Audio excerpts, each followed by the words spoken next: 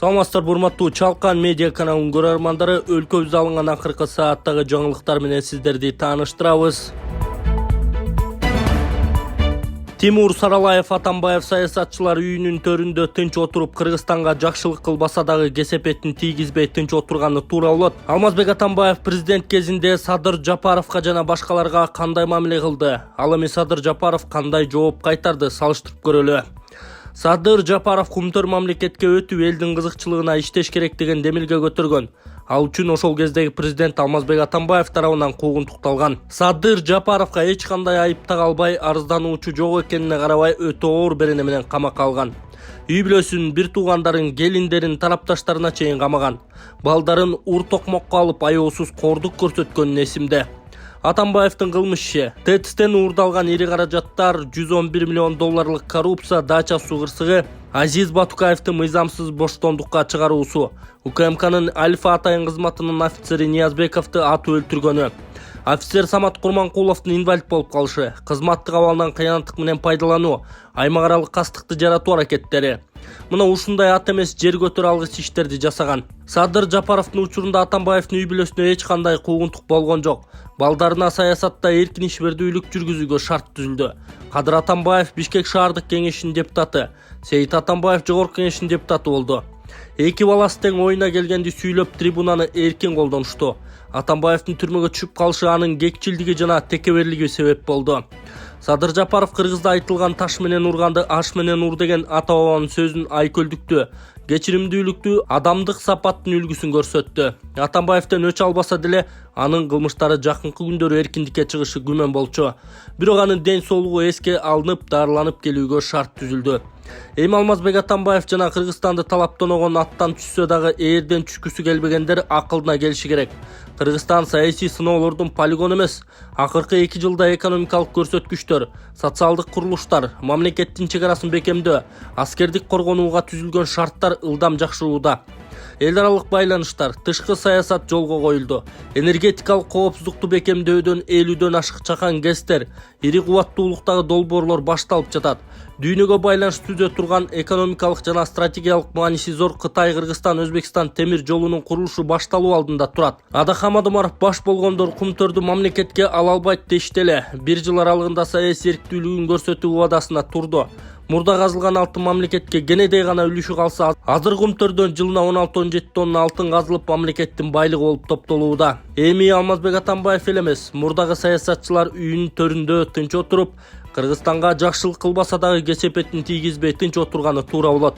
Мындан ары убакыт саясий кызыкчылыктардын тирешүүсүнө эмес, өнүгүүлөрдүн атаандашуусуна арналышы керек деп билдирген жанында активист Тимур Саралаев өзүнүн Facebook баракчасы аркылуу.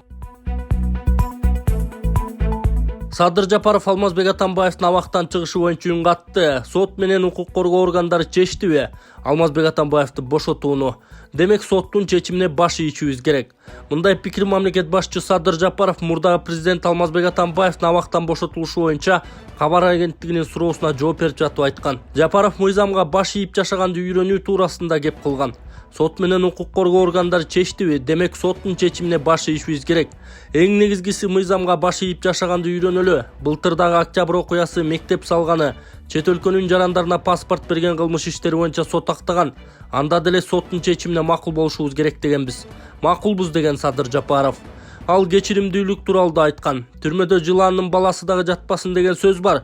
Мен душманымдын дагы түрмөдө жатышын каалабайм.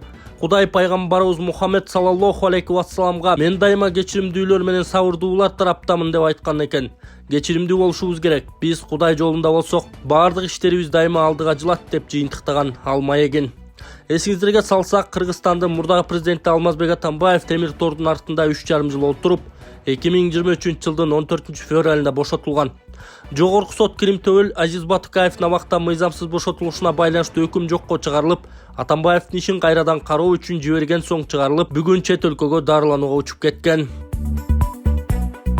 Колу бутуңуз жылыбай жатса, буттарыңыз муздап атса, анда инден келди сунуштайбыз. Инден келди шыбаганда, эртең менен шыбасаңыз кечке чейин жылуу жүрөт, кечинде шыбасаңыз таң атканча бутуңуз, денеңиз жылуу жүрөт. Бул сууктарды чыгарат. Хондроз, артрит, артроз жана тамандагы сууктарды чыгарат. Эркектер төшөктө слабый болуп жатса, простаты аз болуп жатса, импотенттин белгилери болуп жатса, бат заара кылып атса, анда чакшыр дарысы өтө жакшы жардам берет. Бул чөптөрдөн жасалган, муну ичкенде биринчи же экинчи күнү таасир бергенин сезесиз. Буну аял кишилерде ичсе болот. Бул жана бөйрөк ооруган циститтерге дагы аял кишилерге жакшы жардам берет. Депутат Кара Суу базарында 12 гектар жерди ээлеп алгандар элдин канын ичүүдө. Жогорку Кеңештин депутаттары Ош облусундагы Кара Суу базарынын айланасындагы чуулуу маселени көтөрүштү. Элекүлүү Балбак Төлөбаев аталган базардагы 5 гектар жерди мамлекет алып, кайра бир фирмага берип койгонун айтты. Ошол фирманын ээси ким? Эмне үчүн мамлекет алгандан кийин өзү иштетпейт? Анысы аз келгенсип жанындагы 7 гектар жерди алып элди какшатып, кызыл китебин да урганы жок. Ошол жерде бир фамилия бар экен. Анын бул жерден айтпай эле коеюн. Базарда өтүп баратып ит каап калса да бул итти токтоткула деп Бишкекке чалат экен. Эртең анын баары мыйзам алдында жооп берет. Бишкектеги үлкөн адамдардын атын айтып жатыпты. Мындай башаламандык болбойт, биз буга жол бербейбиз. Ошон үчүн кызчу жерин кысып, ансыз да араң турган элдин канын ичпей, мыйзам чегинде ишин алып барсын. Жанагы 5 гектар жерин мамлекетке берсин, өзүнүн энесине каттатып койбой. Бирөөнүн мүлкүн тартып алган болбойт, азыркы бийликте мүмкүн эмес деген Балбак Төлөбаев. Ошондой эле депутат ал жерде кел жарлайын деп калганын, мунун айланасында чатак чыгат деп 3-4 айдан бери айтып жатса да өкмөт укпай жатканын кошумчалаган. Ал эми Адахам Адумаров элдин жер тилкесин тартып алуу боюнча иш бүгүн жогорку сотто каралаарын айтып, президенттин парламенттеги өкүлү Алмазбек Апытовго кайрылган. Кара Суу базары кызыл китеби бар жүздөгөн ишкерлер бүгүн жогорку сотто чечим кабыл алынат. Ушуну карап коюңуз, башаламан болуп жатат. Конституция тебеленүүдө, себеби кызыл китеби бар жарандардын менчиги кол тийбес болуп саналат, деди Адумаров. Аны менен катар эл өкүлү Кара Суу базарынын айланасындагы чуу боюнча ишкерлерден том кат келип жатканын белгилеген. Алмазбек Атамбаев кыргыз-өзбек чек арасы боюнча бийликтин чечимине баа берди. Мурдагы президент Алмазбек Атамбаев Кыргызстан менен Өзбекстандын чек арасын делимитациялоо боюнча макулдашууга баасын берди. Ал бийликтин мындай кадамын тарыхый чечим деп атаган. Чек араны чечүү аракети туура болгон. Тажикстан менен мамилебизди эске алганда бул өтө чоң жана маанилүү кадам. Чынында кубандырат. Албетте тарыхый чечим. Дагы жакшы жери коңшу өлкөнүн президенти Мирзиёев. Мен анын Кыргызстанга жана кыргыз элине болгон мамилесин билем. Муну баалашыбыз керек деген Атамбаев. Ошондой эле ал чек ара маселесине каршы чыккан жарандарды камоо туура эмес болуп калганын, анын ордуна бийлик башка ынанымдуу аракеттерди көрсө болмоктугун белгилеген.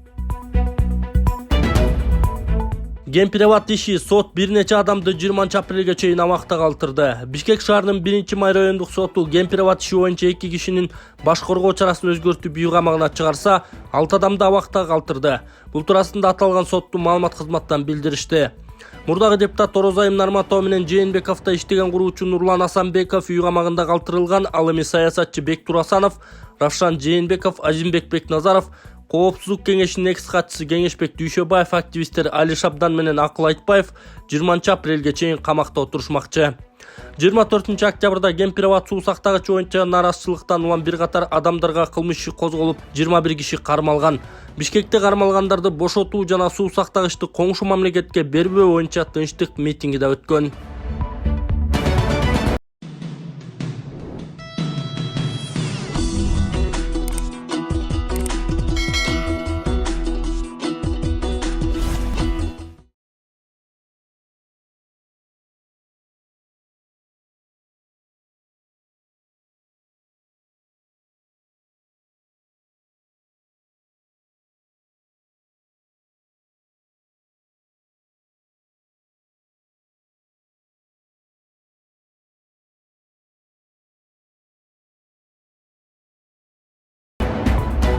Эч ким өзүн мамлекет жана мыйзамдан жогору кое албайт. Байсалов Атамбаев тууралуу. Коомчулук Алмазбек Атамбаевдин абактан бошотулушун, анын Сооронбай Жээнбеков менен каршылашуусуна такабашы керек.